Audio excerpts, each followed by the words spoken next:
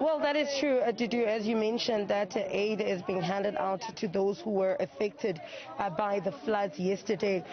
Mostly, of course, the essentials that they need, which is also inclusive of food. There's a soup kitchen that is here around Mdtansane as well as Duncan Village, well, mostly the affected area. So the soup kitchen comes in to hand over food to those who have been affected, displaced, lost their food, lost their structures as well. So we're actually going to talk to Corene Conradie from Gift of the Givers, who is the coordinator here in the Eastern Cape.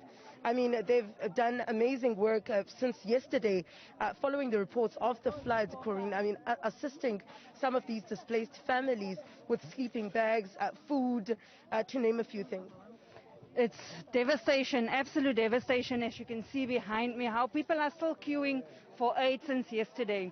Our team have been serving food yesterday till midnight, and still people, some of them said they've never ate the whole day. So people are left without their homes.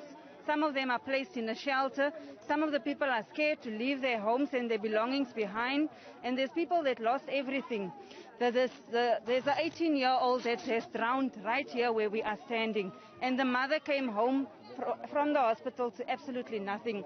Gift of the Givers is on the ground distributing mattresses, food.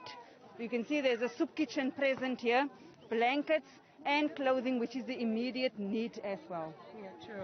Now, Corene, of course, going forward, some of the work that you've done, I mean, in the past natural disasters, such as in the Transkei, and some of the clinics that have also, gotten affected actually by this flood.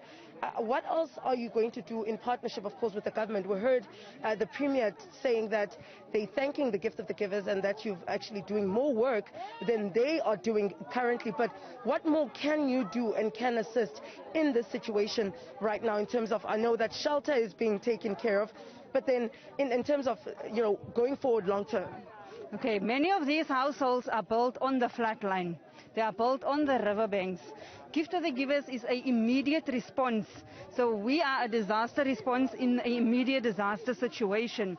So government have mentioned that these people need to be evacuated and taken to a place where it's safe to build. So they have plans in place for that. So we are just here as a support mechanism for government for immediate disaster assistance. All right, thank you so much, Corene. That's Corene Conradie from Gift of the Givers in the Eastern Cape. Have been on the ground since yesterday, Tutu.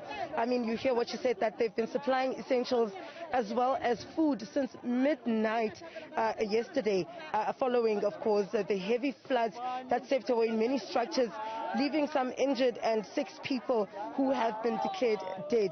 And now I just want to move in closer to the lines. Now the lines have, of course, thinned down a bit, but still more people are coming in for the aid, such as your blankets, your mattresses, because their beds are gone, appliances are gone. Some of them are actually being assisted by their neighbors, for shelter.